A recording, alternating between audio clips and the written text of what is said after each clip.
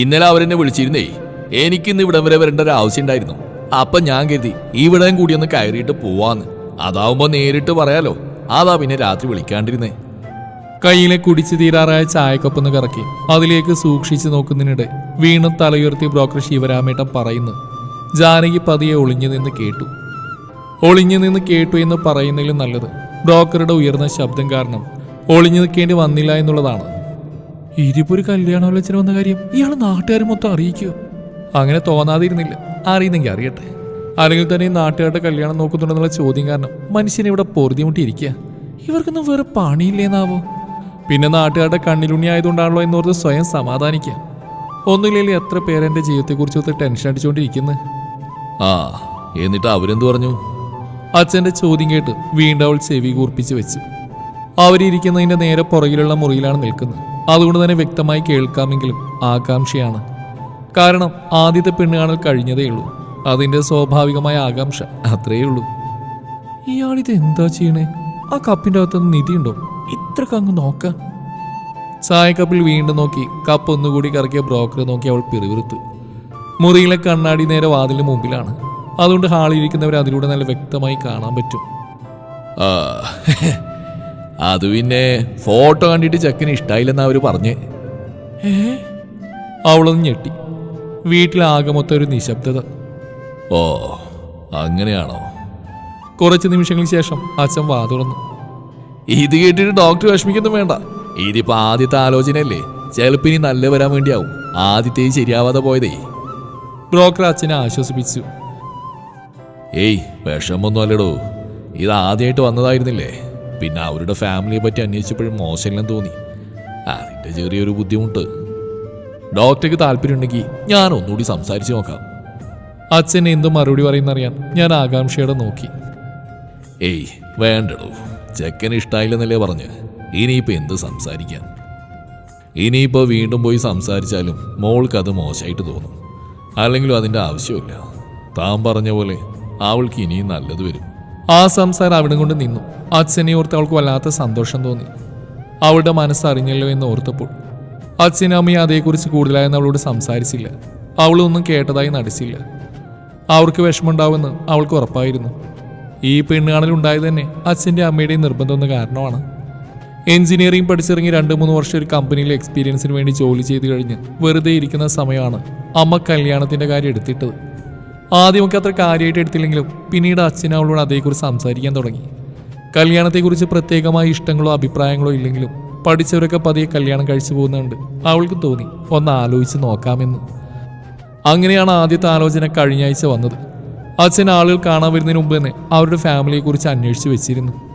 പെണ്ണ് കാണാൻ അവരുടെ ഫാമിലിയിലെ മുതിർന്ന കുറച്ച് പേരും സെക്കൻഡ് കസിൻസും മാത്രമാണ് വന്നത്. കസിൻസ് വഴി ഫോട്ടോ കണ്ട് അവൾക്ക് ഇഷ്ടപ്പെടുകയും ചെയ്തു. അർജുൻ എന്നാണ് ആളുടെ പേര് പറഞ്ഞത്. രണ്ടാളുടെയും സൗകര്യം നോക്കി ചെക്കനും പെണ്ണും ഒരു ദിവസം കണ്ട് സംസാരിച്ച് ബാക്കി തീരുമാനിക്കുമെന്ന് പറഞ്ഞിട്ടാണ് അവരിറങ്ങിയത്.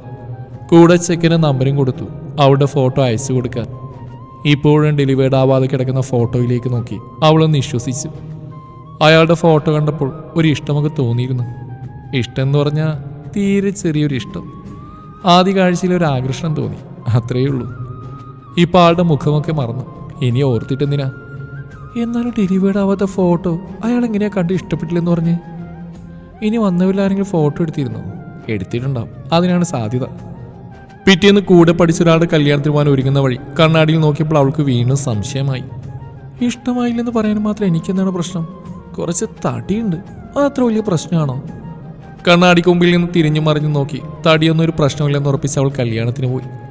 ഓരോരുത്തർക്കും ഓരോ ഇഷ്ടങ്ങളുണ്ടല്ലോ. അയാളെ കണ്ടപ്പോൾ എനിക്ക് ഇഷ്ടം തോന്നിയതുപോലെ എന്നെ കണ്ടപ്പോൾ ആൾക്ക് തോന്നിക്കാണില്ല. ഇനി അതിനെക്കുറിച്ച് ചിന്തിക്കില്ലെന്ന് അവൾ തീരുമാനിച്ചു. ആദ്യത്തെ തിരസ്കരണം കല്യാണത്തിന് പോയി സദ്യ കഴിച്ച് ആഘോഷിച്ചു. പക്ഷെ അന്ന് ഫോട്ടോയിൽ കണ്ട ആളെ അവൾ പിന്നീട് നേരിട്ട് കണ്ടു. കൃത്യമായി പറഞ്ഞാൽ ചെന്നൈയിൽ വെച്ച്.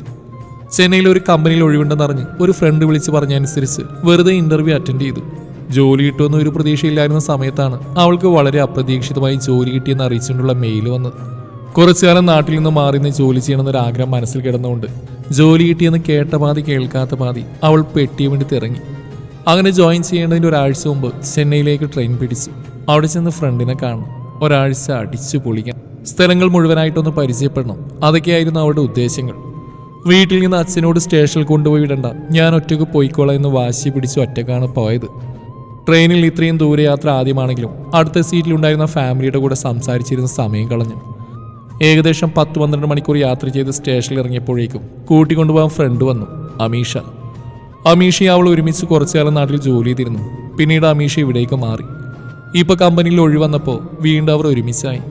ഒരാഴ്ച ചെന്നൈ മുഴുവൻ കറങ്ങി നടന്ന് ഞായറാഴ്ച വൈകിട്ട് അമീഷ അവളെയും കൊണ്ട് അവിടെയുള്ള റെസ്റ്റോറൻറ്റിൽ ചെന്നു. അമീഷയുടെ കല്യാണം നിശ്ചയിച്ചു വെച്ചിരിക്കുകയാണ്. കല്യാണം കഴിക്കാൻ പോകുന്ന ആൾക്കും ചെന്നൈയിലാണ് ജോലി. അവർ സാധാരണ മീറ്റ് ചെയ്യുന്ന സ്ഥലമാണ് ഈ റെസ്റ്റോറൻറ്റ്. അതാണ് പതിവ് പോലെ അവിടേക്കുള്ള യാത്രയുടെ ഉദ്ദേശം. അവിടെ ചെന്ന് അമീഷ വുഡ്ബി അവൾക്ക് പരിചയപ്പെടുത്തി കൊടുത്തു. അമൽ എന്നാണ് ആളുടെ പേര്. കുറച്ചു നേരം സംസാരിച്ചിരുന്ന് ഓർഡർ കൊടുത്ത് കാത്തിരിക്കുമ്പോൾ അവൾ റെസ്റ്റോറൻറ്റിലെ ഇൻറ്റീരിയർ ശ്രദ്ധിച്ചുകൊണ്ടിരുന്നു. ഡിം ലൈറ്റും ചുവരുള്ള കോട്ട്സും ചെറിയ പ്ലാന്റും ഒക്കെയായി നല്ലൊരു ആംബിയൻസ് ആയിരുന്നു അവിടം. അവൾക്കത് വളരെയധികം ഇഷ്ടപ്പെടുകയും ചെയ്തു. അതിൽ അവൾക്ക് ഏറ്റവും ഇഷ്ടം തോന്നിയത് കുറച്ചകലെ ഒരു പൊക്കം കൂടിയ ടേബിളിലിരിക്കുന്ന അക്വേറിയം പോലെയുള്ള ഒന്നിലാണ്. ഭക്ഷണം വരുന്ന സമയം കൂടെ ഇരിക്കുന്ന രണ്ടുപേർക്കും കുറച്ച് പ്രൈവസി കൊടുക്കാമെന്ന് കരുതി അവൾ എഴുന്നേറ്റ് നടന്നു. ആ ടേബിളിന് അരികിലേക്ക് തന്നെ. കണ്ട മാത്രയിലേക്ക് കൗതുകം തോന്നിയ ഒന്ന് അടുത്ത് കാണാനുള്ള താല്പര്യത്തോടെ. അക്വേറിയം പോലെ തോന്നിക്കുമെങ്കിലും ഉള്ളിൽ ചെടികളാണ്. മീനിന് പകരം നിറഞ്ഞു നിൽക്കുന്ന ചെടികൾ. ഭൂമി പോലെ ഗോളാകൃതിയിലുള്ള ഒരു പളുങ്ക് പാത്രത്തിൽ ചിതറിക്കിടക്കുന്ന പച്ചപ്പും അതിനെ മൂടി ഈർപ്പവും. ടെറേറിയം. മുന്നിലെ മനോഹര സൃഷ്ടി ആസ്വദിക്കുന്നതിനിടയിൽ പിന്നിൽ നിന്ന് കേട്ട മുഴക്കത്തിലുള്ള പുരുഷ ശബ്ദത്തിൽ അവൾ തിരിഞ്ഞു നോക്കി. സോറി എന്ന് ചോദിച്ചുകൊണ്ട് നെറ്റി ഒളിച്ച് തിരിഞ്ഞ അവൾ മുന്നിൽ തെളിഞ്ഞ പരിചിതമായ മുഖം കണ്ട് നിശബ്ദയായി. That's A terrarium. മുന്നിൽ നിൽക്കുന്നവൻ കൂടുതൽ വ്യക്തമാക്കാനെന്നവൻ ടേബിളിലേക്ക് അയച്ചുകൊണ്ടി. Oh it's beautiful. അവൾ നിറഞ്ഞ ചിരിയോടെ മറുപടി നൽകി. ഇവിടെ ആദ്യമായിട്ടാണോ വരുന്നത്? ആ അതെ, ഞാൻ ചെന്നൈയിലും ആദ്യമായിട്ടാ. മറുപടി പറയുന്നതിനോടൊപ്പം അവൾ പതിയെ തിരിഞ്ഞടന്നു. ഫുഡ് വന്നെന്ന് പറഞ്ഞ് ടേബിളിൽ നിന്ന് കൈയാട്ടി വിളിക്കുന്നുണ്ട് അമീഷ. ഹായ് അർജുൻ. അവളെ വലിച്ച് അടുത്തേക്ക് ഇരുത്തുന്നതിനൊപ്പം അമീഷ അർജുനെ അടുത്തേക്ക് ക്ഷണിച്ചു. ചിരിയോടെ അവൻ അടുത്തേക്ക് നടക്കുകയും ചെയ്തു. എവിടെയായിരുന്നു? കഴിഞ്ഞ ആഴ്ച കണ്ടില്ലല്ലോ. കൂടജാദ്രി പോയി, കണ്ടു. 2 ദിവസം സ്റ്റേ ചെയ്തു, തിരിച്ചു വന്നു. അമലിന്റെ ചോദ്യത്തിന് ഉത്തരം പറഞ്ഞുകൊണ്ട് അർജുൻ ഒഴിഞ്ഞ 4ാമത്തെ കസേരയിലേക്ക് ഇരുന്നു. കൊള്ളാം കൊള്ളാം. ആ ജാനകി, ഇത് അർജുൻ, ഈ റെസ്റ്റോറൻറ്റ് ഓണറാണ് ആള്. ഞങ്ങൾക്ക് ഇവിടെ വന്ന ആളെ ഇപ്പം നല്ല പരിചയമായി. പിന്നെ അർജുൻ, ഇത് ജാനകി, എൻ്റെ ഫ്രണ്ടാ. എൻ്റെ കമ്പനി തന്നെ ഇപ്പോൾ വിളും കയറി. അമീഷ ഇരുവരെയും തമ്മിൽ പരിചയപ്പെടുത്തി. അവർ പരസ്പരം ഒരു പുൻസിരി കൈമാറുകയും ചെയ്തു. അന്ന് വീട്ടുകാർ വന്നപ്പോൾ പറഞ്ഞിരുന്നു റെസ്റ്റോറൻറ്റ് 2-3 ആൾ നടത്തുന്നുണ്ടെന്ന്. ഇതുവരെ കണ്ടിട്ട് പരിചയഭാവമൊന്നും കാണിക്കാത്തതിനാൽ അവൻ മറന്നു കാണും. അല്ലെങ്കിൽ ഫോട്ടോ കണ്ടിട്ടുണ്ടാവില്ലെന്ന് അവൾ കരുതി. ഓർത്തു വെക്കാൻ മാത്രമൊന്നും ഇല്ലല്ലോ.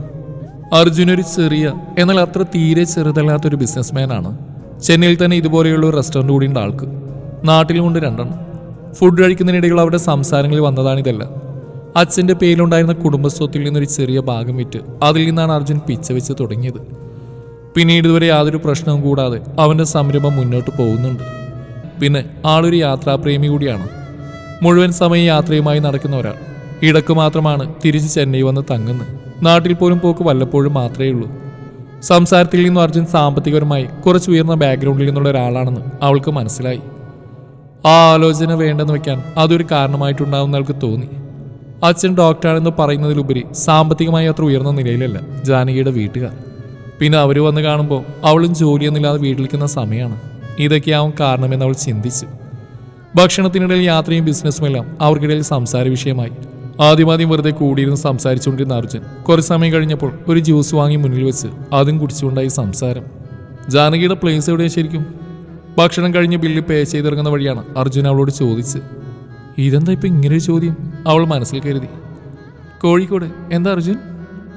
ഏയ് ഒന്നുമില്ല, എനിക്ക് മുമ്പ് കണ്ട് പരിചയമുള്ള പോലെ തോന്നി. നമ്മൾ നേരത്തെ കണ്ടിട്ടുണ്ടോ? ചോദ്യഭാഗത്ത് നിൽക്കുന്ന അവനെ നോക്കി അവളൊന്ന് ആലോചിച്ചു. എന്തു പറയും? നേരിട്ട് കണ്ടിട്ടില്ല, പക്ഷെ ഞാൻ അർജുൻ്റെ ഫോട്ടോ കണ്ടിട്ടുണ്ട്. അർജുൻ മിക്കവാറും അങ്ങനെ തന്നെയാവും എന്നെയും കണ്ടിട്ടുള്ളത്. അതെപ്പോ? അവൻ അത്ഭുതപ്പെട്ടുപോയി. ഓർത്തെടുക്കാനെന്നോണം നെറ്റി വിളിച്ചു. വിരലുകൊണ്ട് നെറ്റിയിൽ മുറുക്കെ തിരുമ്മി. അർജുൻ്റെ വീട്ടുകാരെന്നെ പെണ്ണ് കാണാൻ വന്നിരുന്നു. അപ്പോൾ അവൾ ചമ്മലോടെ ചിരിച്ചു. പറഞ്ഞു കഴിഞ്ഞപ്പോൾ പറയേണ്ടിയിരുന്നില്ലെന്ന് തോന്നി. നിനക്ക് പെണ്ണാണല്ലോ, എന്നിട്ട് ഞാൻ അറിഞ്ഞില്ലല്ലോ. അടുത്തുനിന്ന് അമീഷയുടെ ഉറക്കെയുള്ള ചോദ്യം കേട്ട് ജാനകി അവളെ തന്നെ നോക്കി വായും തുറന്ന് കണ്ണ് തുറപ്പിച്ച് നോക്കി നിൽക്കുകയാണ്. അരികിൽ നിൽക്കുന്ന അമലിൻ്റെ അവസ്ഥയും വ്യത്യസ്തമില്ലെങ്കിലും അമീഷയുടെ അത്രയും ഇല്ല. എടി അത് ഫ്ലോപ്പായിടി, അതാ ഞാൻ നിന്നോട് പറയാണ്ടിരുന്നേ. അവളെ സമാധാനിപ്പിക്കാനെന്നോണം ജാനകി പതിയെ പറഞ്ഞു. അമലിന്റെ കാര്യം ആദ്യം മുതൽ അവസാനം വരെയുള്ള കാര്യം വിളിച്ചറിയിച്ചവളാണ് അമീഷ. അവളോട് ഇങ്ങനെ ഒരു കാര്യം പറഞ്ഞില്ലെന്നറിഞ്ഞാൽ പ്രശ്നം ഉണ്ടായി കളയും. അതോർത്തുകൊണ്ട് അവൾ നേരെ നോക്കിയത് അർജുന്റെ മുഖത്തേക്കാണ്. അവിടെ അന്തം വിട്ട് നിപ്പാണ് അർജുൻ. അവളുടെ നോട്ടം അവന്റെ നേരെത്തിയത് കണ്ട് അവനൊരു ചമ്മിയെ ചിരിയിരിച്ച്. അവളും തിരിച്ചു കൊടുത്തു അതുപോലെ തന്നെ ഒരു ചിരി. അതെന്തു പറ്റി അങ്ങനെ? വീണ്ടും അമീഷയാണ്. ഇനി ഇവൾക്ക് കാര്യകാരണ സഹിതം ഇവിടുന്ന് വിവരിച്ചു കൊടുക്കേണ്ടി വരുമോ എന്നവൾ ചിന്തിക്കാതിരുന്നില്ല. അതൊക്കെ പിന്നെ, നീ വന്നേ, സമയം ഒത്തിരിയായി. എനിക്ക് ബൈ അർജുൻ, നെക്സ്റ്റ് വീക്ക് കാണാം. ആ സിറ്റുവേഷനിൽ നിന്ന് മറികടക്കാനെന്നോണം അമൽ അമീഷയെ വലിച്ച് നടന്നു. അതൊരു കണക്കിന് നന്നായെന്ന് അവൾക്ക് തോന്നി. മുമ്പ് റിജക്റ്റ് ചെയ്ത ഒരാളും റിജക്റ്റ് ചെയ്യപ്പെട്ട ഒരാളും അതേ കാര്യം ഇങ്ങനെ നിന്ന് സംസാരിക്കുന്ന കുറച്ച് ബുദ്ധിമുട്ട് പിടിച്ച കാര്യമാണെന്ന് അവൾക്ക് അതോടെ മനസ്സിലായി. അത് ഇവിടുന്ന് അർജുൻ മേടിച്ച് എനിക്കൊരെണ്ണം വേണമെന്നുണ്ടായിരുന്നു. അവർ രണ്ടും പോയിട്ടും തന്റെ മുന്നിൽ പരിങ്ങി നിൽക്കുന്ന അർജുനെ കണ്ട് സംസാരം വഴിതിരിച്ചു വിടാൻ അവൾ പുറകിലെ ടെറേറിയത്തിലേക്ക് അയച്ചുകൊണ്ടി. അത് ഫലം കണ്ടെന്നോണം അവന്റെ ശ്രദ്ധ അവിടേക്ക് നീങ്ങി. അത് ഞാൻ മൈസൂര് പോകുന്ന വഴി കണ്ടു വാങ്ങിയതാ. ഓൺലൈൻ കിട്ടുമെന്ന് അറിയില്ലടോ, ഞാൻ നോക്കിയിട്ട് പറയാം. അതിന്റെ ചൂട് പിടിച്ചുള്ള കുറച്ചു നേരത്തെ സംസാരത്തിന് ശേഷം അവളും യാത്ര പറഞ്ഞ് പിന്തിരിഞ്ഞ് നടന്നു. പിന്നെ ഓരോ വാരാന്ത്യങ്ങളിലും തമ്മിലുള്ള കണ്ടുമുട്ടലുകൾ പതിവായി. സംസാരത്തിൽ പല പല വിഷയങ്ങളും. അർജുനോട് സംസാരിച്ചിരിക്കാൻ ഒരു പ്രത്യേക രസമാണ്. ഇടയ്ക്ക് തർക്കിക്കാൻ, അതിൽ ഗൗരവമുള്ള വിഷയങ്ങളും ഉണ്ടാവും. ചിലപ്പോഴൊക്കെ വെറുതെ തർക്കിക്കാനായി മാത്രം ഉണ്ടാക്കിയെടുക്കുന്ന വിഷയങ്ങളും. അതിൽ അവൻ്റെ ഭാഗത്ത് ശരിയുണ്ടെങ്കിലും ഇടയ്ക്ക് അവൻ തോറ്റുകൊടുക്കും. ചോദിക്കുമ്പോൾ സംസാരിച്ച് ക്ഷീണിച്ചിരിക്കുന്നവൾക്ക് നേരെയുള്ള തൻ്റെ ഔദാര്യമെന്ന് മറുപടി കൊടുക്കും. ഒരു വശത്ത് അമലും അമീഷയും ഭാവി ജീവിതത്തിൻ്റെ പ്ലാനിങ്ങുകളുമായി മുന്നോട്ട് പോകുമ്പോൾ അവർ മറുവശത്ത് മാറിയിരുന്നു. അവൻ പോയ യാത്രകളുടെ വിശേഷങ്ങൾ അവൾക്ക് പറഞ്ഞു കൊടുക്കും. അവന് നല്ലൊരു കേൾവിക്കാരിയായി അവളും. ഇതിനിടയിൽ വീട്ടുകാർ തമ്മിലും പരിചയമായി എന്നുള്ള വേറെ കാര്യം. കല്യാണാലോചനയുടെ കാര്യം പിന്നീട് ഇരുവർക്കുമിടയിൽ ചർച്ചാ വിഷയം ആയതുമില്ല. പക്ഷേ വീട്ടിൽ വീണ്ടും കല്യാണക്കാരൻ സംസാര വിഷയമായി വന്നു. ജോലി കിട്ടി 8 മാസത്തിന് ശേഷം ഒരു വിഷാവധിക്ക് വീട്ടിലെത്തിയപ്പോഴാണ് അച്ഛൻ്റെ വക അങ്ങനെ ഒരു സംസാരമുണ്ടായത്. അച്ഛൻ്റെ പരിചയത്തിലുള്ള ആരുടെയോ മകൻ്റെ ആലോചന വന്നത്രേ. അച്ഛൻ എന്നോട് ചോദിച്ചിട്ട് മറുപടി പറയാമെന്ന് അറിയിച്ചു. പറഞ്ഞ പോലെ തന്നെ അച്ഛൻ അവിടെ തീരുമാനത്തിനെല്ലാം വിട്ടുകൊടുത്തു. തിരിച്ച് ചെന്നൈക്ക് പോകേണ്ടതിന് തലേ ദിവസം രാത്രി കല്യാണത്തെക്കുറിച്ച് വീണ്ടും ഒരു തീരുമാനമെടുക്കാൻ ആലോചിച്ചുകൊണ്ടിരുന്ന അവരുടെ മനസ്സിലേക്ക് ആദ്യം എത്തിയത് അർജുനാണ്. എന്തൊക്കെ പറഞ്ഞാലും കല്യാണം എന്ന് എപ്പോൾ കേട്ടാലും ആദ്യം ഓർമ്മ വരുന്നത് അർജുനെയാണ്. ആളിപ്പോൾ ജയ്പൂരിലേക്കുള്ള യാത്രയിലാണ്. പോകുന്നതിന് മുമ്പ് കണ്ടിരുന്നു. എത്തുമ്പോൾ ഫോട്ടോസ് അയക്കാമെന്ന് പറഞ്ഞതോർത്തവൾ ഫോണെടുത്തു. പറഞ്ഞ പോലെ തന്നെ ഫോട്ടോസ് കുറേയേറെ വന്നു കിടപ്പുണ്ട്. അവൻ ഓൺലൈനിൽ കണ്ടതും അവൾ വേഗം മെസ്സേജ് അയച്ചു. എന്തെടുക്കുക? ഉടനെ മറുപടി എത്തി. ഞാനിവിടെ റൂമിൽ വെറുതെ എടുക്കുക. ഉറക്കം വരാത്തോണ്ട് ഫോണിൽ നോക്കാന്ന് കരുതി. യാത്രയുടെ വിശേഷങ്ങളായി പിന്നീടുള്ള സംസാരം. വീട്ടിലെന്താടോ വിശേഷം? പ്രത്യേകിച്ചൊന്നുമില്ല എന്നയച്ചതിന് ശേഷം അവൾ വേഗം കൂട്ടിച്ചേർത്തു. ഒരു കല്യാണാലോചന. എന്തിനങ്ങനെ പറഞ്ഞു എന്നറിയില്ല. എന്തോ ആളോട് പറയണം തോന്നി, അത്രമാത്രം. ആർക്ക്? ഉടനെ തന്നെ അവിടെ ചോദ്യത്തി. എനിക്ക് തന്നെ, അല്ലാണ്ട് വേറെ ആർക്ക്? ഓക്കെ, അത്രയും മാത്രം പറഞ്ഞ് അർജുൻ ഓൺലൈനിൽ നിന്ന് പോയി. അത് നോക്കി അവൾ അന്തിച്ചിരുന്നു. ഉറക്കം വരുന്നില്ലെന്ന് പറഞ്ഞയാളല്ലേ അത്? എന്തോ പെട്ടെന്ന് പോയത്? അവൾ ചിന്തിച്ച് കാട് കയറി തുടങ്ങി. കല്യാണത്തിൻ്റെ കാര്യം പറയാതിരുന്നോ? പറഞ്ഞില്ലെന്തെങ്കിലും പ്രശ്നമുണ്ടോ? അവൾ ആലോചിച്ചിരിപ്പായി. ഏറെ നേരത്തെ ആലോചനക്കൊടുവിൽ അവളൊരു അവസാനത്തിലെത്തി. അർജുന് മിക്കവാറും ഞാൻ വെല്ലുവിളിച്ച പോലെ ഒരു തോന്നലുണ്ടായി കാണും. അർജുന് ഇഷ്ടമല്ലെന്ന് പറഞ്ഞിട്ട് എനിക്ക് വേറൊരു കല്യാണാലോചന വന്ന കാര്യം അർജുനോട് തന്നെ പറയുമ്പോൾ തീർച്ചയായും അങ്ങനെ ഒരു അർത്ഥത്തിൽ അവ എടുത്തിട്ടുണ്ടാവുക. അവൾക്ക് ടെൻഷനായി. ഈ കുറച്ച് മാസങ്ങൾക്കുള്ളിൽ തന്നെ അവർ അടുപ്പമുള്ള ഫ്രണ്ട്സായി മാറിക്കഴിഞ്ഞിരുന്നു. അങ്ങനെ ഒരു ചിന്തയിലാണ് പറഞ്ഞതും. താൻ ഈ ഒരു കാര്യത്തിൻ്റെ പേരിൽ എന്തിനാണ് ഇങ്ങനെ കിടന്ന് ചിന്തിക്കുന്നതെന്ന് അവൾക്ക് തോന്നാതിരുന്നില്ല. പിന്നീട് 2 ആഴ്ച അർജുൻ്റെ ഒരു വിവരം ഉണ്ടായില്ല. അവൾ സാധാരണ പോലെ ജോലിയുമായി നീങ്ങി. പിന്നെ ഒരു ശനിയാഴ്ച അവർ പതിവ് സ്ഥലത്ത് കണ്ടുമുട്ടി. അമലിനെയും അമീഷയും തനിച്ച് വിട്ട് വഴിവക്കിലൂടെ ചെറുതായി നടത്താൻ തുടങ്ങി. ജാനകിക്ക് ഏറെ പ്രിയപ്പെട്ട ഒന്നാണ് സന്ധ്യാസമയത്തുള്ള നടപ്പ്. ഞാൻ തനിക്കൊരു ടെററിയം വാങ്ങി വെച്ചിട്ടുണ്ട് വീട്ടിൽ. ഇനി നാട്ടിൽ പോയിട്ട് വരുമ്പോൾ എടുത്തിട്ട് വരാം. നടക്കുന്ന വഴി ഏറെ നേരത്തെ നിശബ്ദതയ്ക്കൊടുവിൽ അവൻ സംസാരിച്ചു തുടങ്ങി. അവൾക്കും ആ മൗനം മടുത്തു തുടങ്ങിയിരുന്നു. അർജുൻ വീട്ടിൽ പോയിരുന്നു? ഞാനോർത്തില്ലായിരിക്കുന്നു. എന്നിട്ട് എന്തൊക്കെയാണ് വീട്ടിൽ വിശേഷങ്ങൾ? അവൾ ആ സംസാരത്തിൽ പങ്കുചേർന്നു. പോയിട്ടാണോ വന്ന്? ഞാൻ തന്നോട് പറയാൻ വിട്ടുപോയി. പിന്നെ വിശേഷം എന്ന് പറയാൻ തൻ്റെ പോലെ കല്യാണാലോചനയുടെ വിശേഷം തന്നെ. ആഹാ, എന്നിട്ട് കെട്ടാൻ തീരുമാനിച്ച അർജുൻ? അവർക്കിടയിൽ ആദ്യമായിട്ടായിരുന്നു കല്യാണത്തെക്കുറിച്ചുള്ള സംസാരം ഉണ്ടാവുന്നത്. ഇപ്പം അങ്ങനെ ഒരു ചിന്ത ഇല്ലാതെയില്ല, അവൻ കളിയായി പറഞ്ഞു. അത് കേട്ട് അവൾക്ക് ചെറുതായൊരു വിഷമം തോന്നി. ഇത്രയും കാലത്തിനിടയിൽ ഒരുമിച്ചുണ്ടായപ്പോഴൊക്കെ ആദ്യം തോന്നിയ ആ ഇഷ്ടം കുറച്ചുകൂടി കൂടാൻ തുടങ്ങിയിരുന്നു. അതിൻ്റെതായൊരു സങ്കടം. ആഹാ, അത് കൊള്ളാം. എന്നിട്ട് ആരെങ്കിലും കണ്ടുവച്ചിട്ടുണ്ടോ? മുഖത്തൊരു പുഞ്ചിരി എടുത്തണിഞ്ഞുകൊണ്ട് അവൾ മുഖമുയർത്തി. അങ്ങനെ ചോദിച്ചാൽ ഒരാളുണ്ട്. ഇനി ആളോട് കൂടി ഒന്ന് സംസാരിച്ച് ഉറപ്പിച്ചാൽ സെറ്റാവും. അവൻ സംസാരത്തിൽ വീണ്ടും തമാശ കലർത്തി. പിന്നെ നടക്കുന്തോറും നിശബ്ദമായി. കൂടെ അവളും. ജാനകി. അല്പസമയത്തെ നിശബ്ദതക്കുടുവിൽ അവൾ വിളിച്ചു. അത് പിന്നെ താനിപ്പോൾ ശരിക്കും ഒരു കല്യാണം നോക്കുന്നുണ്ടോ? അവളൊന്ന് ആലോചിച്ചു. എന്തിനാണിപ്പോൾ ഇങ്ങനെയൊരു ചോദ്യം? സത്യം പറഞ്ഞാൽ എനിക്കങ്ങനെ കല്യാണത്തെക്കുറിച്ച് അഭിപ്രായമൊന്നുമില്ല. കൂടെ പഠിച്ചവരൊക്കെ പതിയെ സെറ്റിലാവാൻ തുടങ്ങി. അതുകൊണ്ടപ്പോൾ അച്ഛൻ എന്നോട് ചോദിച്ചു. ഞാൻ അച്ഛനോട് ആലോചനകൾ നോക്കിക്കൊള്ളാൻ പറഞ്ഞു. അങ്ങനെയാ അന്ന് അർജുൻ്റെ വീട്ടുകാർ കാണാൻ വന്നു. അത് കഴിഞ്ഞപ്പോഴാണ് അച്ഛൻ വീണ്ടും ഇങ്ങനെ ഒരു കാര്യം പറയുന്നത്. അല്ലാതെ എനിക്ക് അതിനെ പ്രത്യേകിച്ച് അഭിപ്രായങ്ങളൊന്നും ഉണ്ടായിരുന്നില്ല. അവൾ പറഞ്ഞു നിർത്തി. അവൻ വീണ്ടും നിശബ്ദനായി. മുഖം കണ്ടിട്ട് അവൻ കാര്യമായിട്ടുള്ള എന്തോ ആലോചനയിലാണെന്ന് അവൾക്ക് തോന്നി. അന്ന് വീട്ടുകാരൻ ഞാൻ അറിയാതെയാ തന്നെ കാണാൻ വന്ന്, അർജുൻ പറഞ്ഞു. അവൾക്കതൊരു പുതിയ അറിവായിരുന്നു. അതിൻ്റെ അത്ഭുതം അവളുടെ മുഖത്തും പ്രകടമായി. അവളുടെ ചിന്ത പോയത് അർജുൻ്റെ വീട്ടുകാരുടെ പുറകെയാണ്. സ്വന്തം മകൻ്റെ ജീവിതം അവൻ അറിയാതെയാണോ തീരുമാനം എടുക്കേണ്ടത്? ഇതെന്തൊരു ഫാമിലിയാണ്! ജീവിതത്തിലെ ഓരോ തീരുമാനങ്ങളും സ്വയം എടുക്കാൻ അനുവദിക്കുന്ന ഒരു ഫാമിലി അംഗമായതുകൊണ്ടാവണം അവൾക്കത് അംഗീകരിക്കാൻ കഴിഞ്ഞില്ല. അവളുടെ മുഖം കണ്ടതും ചിന്ത പോകുന്ന വഴി അവന് മനസ്സിലായി. എടോ, താനിങ്ങനെ കാടേറി ചിന്തിക്കാതെടോ. താൻ വിചാരിക്കുന്ന പോലെയൊന്നുമില്ല. എന്നെ അടിച്ചമർത്തിയ തീരുമാനങ്ങളിൽ അടിച്ചേൽപ്പിക്കുന്ന ഒരു ഫാമിലി അല്ലടോ എൻ്റേത്. അവൻ അവളുടെ മനസ്സുപോയി വഴിയോർത്ത് ചിരിച്ചുപോയി. ആ ചിരി കണ്ട് അവളിലും ഉണ്ടായി ചമ്മലോടെയുള്ള ഒരു ചിരി. എൻ്റെ മുത്തശ്ശിയെ താൻ കണ്ടിട്ടില്ലേ? മുത്തശ്ശി വലിയ വിശ്വാസിയാ. വിശ്വാസി എന്നല്ല, നല്ല ഒന്നാന്തര അന്ധവിശ്വാസി എന്ന് തന്നെ പറയാം. അങ്ങനെ ഒരു ദിവസം പെട്ടെന്ന് മുത്തശ്ശിക്ക് ഒരു ബോധോദയം ഉണ്ടായി. എന്നിട്ട് നേരെ ഒരു ജാതകം എടുത്ത് ജോത്സ്യൻ്റെ അടുത്തേക്ക് ചെന്നു. ജോത്സ്യം മുത്തശ്ശിയുടെ ടീം തന്നെ ആയിരുന്നു തോന്നുന്നു. എന്തായാലും അയാൾ പറഞ്ഞ് അടുത്ത 1 വർഷത്തിനുള്ള എൻ്റെ കല്യാണം നടത്താം. ഇല്ലേ പിന്നെ ഒരു ഇത്തിരി വൈകുന്നായിരുന്നു. അത് കേട്ട പാതി കേൾക്കാത്ത പാതി മുത്തശ്ശിക്ക് എൻ്റെ കല്യാണം കാണണമെന്നായി. അതുവരെ കല്യാണം എനിക്ക് തോന്നും മതി എന്ന് പറഞ്ഞ് എൻ്റെ സപ്പോർട്ടായി നിന്നിരുന്ന പലരെയും മുത്തശ്ശി മറുകണ്ണം ചാടിച്ചു. അങ്ങനെ എല്ലാവരും കൂടി ചേർന്ന് എൻ്റെ ബാച്ചുലർ ലൈഫിന് ബ്രേക്ക് ഇടാൻ തീരുമാനിച്ചു. എന്നിട്ട് ബാക്കി അറിയാനുള്ള ആകാംക്ഷകൾ അവൾ തിരക്കി. അങ്ങനെ ആദ്യം കുറച്ച് പേരുടെയൊക്കെ വീട്ടിൽ പോയി കണ്ടെങ്കിലും അതൊന്നും അങ്ങോട്ട് ശരിയായില്ല. ഒരു തരത്തിൽ എനിക്ക് അതൊക്കെ ഒരു ഉപകാരമായിരുന്നു. കാരണം കല്യാണം ജീവിതത്തിൽ വേണ്ടെന്നുള്ള ചിന്താഗതിക്കാരനൊന്നുമല്ല ഞാൻ. കുറച്ച് യാത്ര ചെയ്യണം, കുറേ സ്ഥലങ്ങളൊക്കെ കാണണം, കുറച്ച് കാലം സ്വന്തം കാര്യം നോക്കി നടക്കണം, അത് കഴിഞ്ഞ് കല്യാണം കഴിക്കണം എന്നൊക്കെയായിരുന്നു എൻ്റെ പ്ലാൻ. പക്ഷേ എനിക്ക് തീരെ ഇഷ്ടമില്ലാത്ത കാര്യമാണ് ഈ ജാതകം പോലെയുള്ള കാര്യങ്ങൾ. വീട്ടുകാർ അതിൻ്റെ കാര്യം പറഞ്ഞപ്പോഴെനിക്ക് വാശിയായി. 1 വർഷം കഴിഞ്ഞത് സംഭവിക്കുന്നത് കാണല്ലോ. അവസാനം എല്ലാം കൊണ്ട് വീട്ടുകാർക്കെല്ലാം താല്പര്യം തോന്നിയ ഒരു ആലോചനയായിരുന്നു തൻ്റേത്. സോ കല്യാണം വേണ്ട നോക്കാൻ എനിക്കത് ചെയ്യാൻ പറ്റുന്നത് തന്നെ ഇഷ്ടപ്പെട്ടില്ല എന്ന് പറയുക, അത് മാത്രമായിരുന്നു. അർജുൻ പറഞ്ഞു നിർത്തി. ദീർഘമായി നിശ്വസിച്ച് ശേഷം പതിയെ അവളെ നോക്കി. അവളാകട്ടെ മുഖത്ത് യാതൊരു ഭാവമാറ്റങ്ങളുമില്ലാതെ കേട്ട് നടക്കുകയാണ്. പിന്നെ ഇപ്പോഴെന്താ കല്യാണം കഴിച്ചേക്കാൻ തോന്നിയത്? മുത്തശ്ശിയുള്ള യുദ്ധമൊക്കെ അവസാനിപ്പിക്കാൻ തീരുമാനിച്ചോ? അവളുടെ ചോദ്യം കേട്ടതും അവനൊന്ന് പതുങ്ങി. പിന്നെ മടിച്ച് പതിയെ പറയാനൊരുങ്ങി. അത് പിന്നെ അന്ന് താൻ വീട്ടിൽ പോയപ്പോൾ തനിക്ക് വീണ്ടും കല്യാണാലോചന വരുന്ന കാര്യം പറഞ്ഞപ്പോൾ മുതൽ എനിക്കെന്തോ പോലെ. എൻ്റെ കല്യാണത്തിൻ്റെ കാര്യത്തിന് അർജുൻ എന്താ? മനസ്സിലുള്ള ഞെട്ടൽ പുറമേ കാണിക്കാതെ അവൾ അർജുനെ നോക്കി. അവൻ്റെ മുഖത്തൊരു ചമ്മലുണ്ട്. താനിതെങ്ങനെ എടുക്കുമെന്ന് എനിക്കറിയില്ല. എന്നാലും എനിക്കിത് ചോദിക്കാതിരിക്കാനും തോന്നുന്നില്ല. അതായത് ഞാൻ ആ പഴയ ആലോചനയായിട്ടൊന്നുകൂടി തൻ്റെ വീട്ടിൽ വന്നാലോ? തനിക്കത് ഓക്കെയാണോ? പ്രതീക്ഷിക്കാതെ എന്തോ കേട്ടെന്ന പോലെ അവൾ അവനെ മിഴിച്ചു നോക്കി. അവൻ്റെ വായിൽ നിന്ന് അവൾ അങ്ങനെയൊന്നും പ്രതീക്ഷിച്ചിരുന്നില്ല.